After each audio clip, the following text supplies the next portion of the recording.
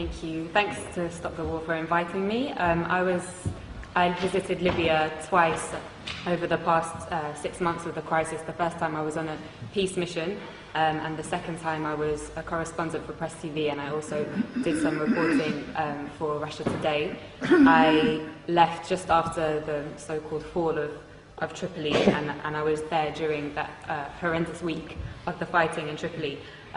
Dan's I think really well contextualized how the war in Libya is a war on Africa, but I'd just like to add something. Dan mentioned how NATO have been targeting the over 100,000 soldiers in Libya, but there were also thousands of ordinary men and women. There were a lot of women who volunteered since the beginning of the crisis to defend their country, and they were armed by the government. And during that week in Tripoli, when the fighting began, I witnessed how ordinary men and women took up the weapons that they had been trained to use during that 6 months to defend their country. So I'm going to, as a journalist, I'm going to talk a little bit about the role of the media, and this has been an incredible media war. Dan alluded strongly to the criminalization of the Libyan government and Gaddafi. So the media said that thousands of people were about to be killed in Benghazi, but they never showed us any evidence. They said that 6,000 people had been killed by the government. Human rights organizations have confirmed that approximately 250 have died from both sides. They said that the Libyan government was attacking its own people from the air, and Russian intelligence satellites have since shown us that this was impossible. They said that the government was hiring mercenaries from elsewhere in Africa. They never showed us the evidence. Instead, we saw the videos of black Libyans and other black Africans being lynched in public squares by NATO's ground troops, the rebels, with scores of people filming on their mobile phones and Western special forces looking on. They said that Gaddafi was hated by his people, but they never showed us the 1.7 million people in a country of 6 million in Green Square on July the 1st, or the masses in Tarhuna, in Sabha, in Beni Walid, in Sirte, and across the country who demonstrated to pledge their allegiance to their leader and to the Jamahiriya.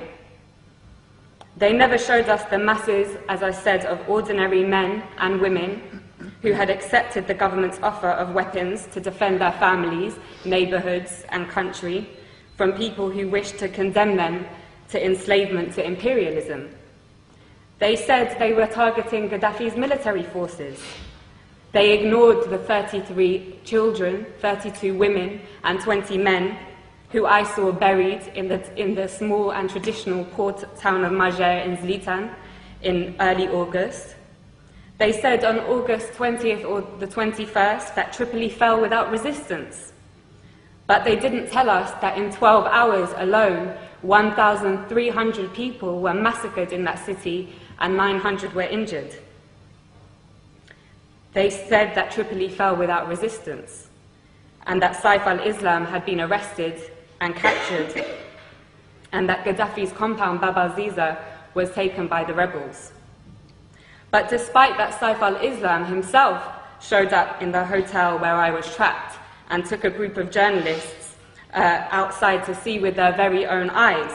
They didn't show us the thousands of people filling Bab al-Ziza and the streets of Tripoli waving the green flag on the night of August the 22nd. They said that Tripoli fell without resistance. But they didn't show us that in the 24 hours after those journalists from all the West's major networks had seen that site, that Bab al-Ziza alone was pounded 63 times with NATO bombs. They didn't show us how all the gatherings of the people to defend their capital from those who wished to send them back to the times of colonial puppet King Idris were attacked with missiles and Apache gunships. They didn't show us how the brave people of Abu Slim, the poorest area in Tripoli, and the staunchest area of support for Gaddafi, resisted for 5 days until on August 24th, NATO attacked anything that moved and piles of bodies lined the streets. They told us that the country was liberated. 6 weeks later, the rebels have conceded that they won't be able to move their headquarters to the capital. And that the rebels have confirmed, I think it was today, that they won't be able to take Bani Walid, and Sirte also remains strong. So, Gaddafi, mass murderer, hated by his people so much that they would beg NATO to bomb their own country, hated so much that the capital city fell without resistance. Or NATO, mass murderer, killing the Libyan masses because they would die for their leader, just like in Tripoli. I know which one we have mountains of evidence for. In fact, there is so much evidence that even the Conservative Party's own mouthpiece, The Telegraph, has been unable to hide from it. Amongst their numerous reports showing that the rebels lack the popular support that Gaddafi enjoys, one article published this week reported what I heard throughout my stay in Tripoli. A resident of Sirte, Susan Farjan, said, "We lived in democracy under Muammar Gaddafi. He was not a dictator. I lived in freedom. Libyan women had full human rights. It isn't that we need Muammar Gaddafi again, but we want to live just as we did before." In the same article, 80-year-old Mabruka says, "Life was good under Gaddafi. We were never afraid." Again, in the same article, another elderly lady says, "They are killing our children. Why are they doing this? For what? Life was good before." And yet another says, "Everyone loves Gaddafi, and we love him because we love Libya. Now the rebels have taken over. We might have to accept that, but Muammar will always be in our hearts." The spectacular U-turn of Al Jazeera from being a somewhat critical voice of imperialism's wars of aggression in Iraq, Afghanistan, and Palestine to being an open facilitator of the same aggression against Libya, Syria, and even now the progressive nations of Latin America was perhaps the greatest propaganda trick I have seen in my lifetime. Co-opting the support of their faithful Arab viewers in the West, whose voices garnered particular prominence during the fashionable so-called Arab Spring, was an important move in order to get all progressive circles in the West to join in the essential criminalization of Gaddafi, when those very circles should have, in contrast, been elevating the status of the not-so-fashionable Libyan Jamahiriya and learning from it. Now all cards are on the table. Al Jazeera's Director General Wada Kanfar has resigned following the release of WikiLeaks cables, which revealed he has been taking orders from none other than the CIA. He has been replaced by a member of the Qatari royal family, which has been heavily engaged in the war against its fellow Arab brothers and sisters in Libya. But despite the role of Al Jazeera being clear as day now, it continues to get away with the same tricks of tugging on the liberal heartstrings of westernized audiences with its stories about how people in sovereign states of the global south's greatest tragedy is their lack of Western democracy, never mind that it has failed in the West. But despite Al Jazeera's interest in championing this ideology is obviously straightforward. It hosts the United States' largest military base in the Middle East, CENTCOM, and they are, of course, close friends. Leaving the Rixos Hotel, where I had been trapped for 5 days, was the most surreal and probably the worst day of my life. It was a bad day.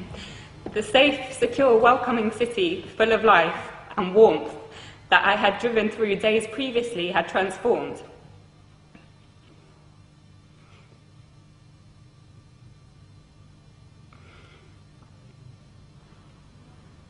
It lay in ruins, and you could not look in any direction without seeing guns or heavy weaponry. Many people had gone into hiding, been killed, and thousands of others had fled. And the people that I knew who remained, who had been the very people who had helped me to learn about the glorious recent history of Gaddafi's Libya, were inevitably traumatized and in a complete state of shock. Libya reached a point, as Dan said, of having the highest standard of living in Africa, a high level of literacy, universal healthcare, and free university education, a high status for women, in society and the greatest degree of equality for the large black population in the whole of North Africa and the Middle East. Those 40 years of revolutionary achievements have now been reversed. And for what? A year ago, after crippling wars in Iraq and Afghanistan, and with the growing economic crisis of the imperialist nations, it seemed a remote possibility that the West would have the capacity to embark on another costly and embarrassing war. It seemed that the hegemony of the West was rapidly on its way out. But as Gaddafi's close brother Hugo Chavez said in his recent letter to the United Nations General Assembly, right now there is a very serious threat to global peace, he said. A new cycle of colonial wars which started in Libya with the sinister objective of refreshing the capitalist global system, end quote. He knows that his country will be targeted in that cycle, with the very same model that they used against Libya and are now using against Syria. In the absence of an effective anti-imperialist media that can challenge and preempt the tricks of imperialism through its global media, it is the role of all progressive people to champion the sovereign states of the global south, who, like Libya and Syria, are a thorn in the side of the West. Otherwise, they will be picked off one by one to add fuel to the dying fire of imperialism. And on that note, I want to end with my wholehearted thanks to the heroic Green Libyan resistance, which continues to amaze the world in their ability to stave off the world's most powerful military machine. As Gaddafi said, not only are they defending Libya, but also Syria, Iran, Algeria, the African continent, and the entire global south. Thank you.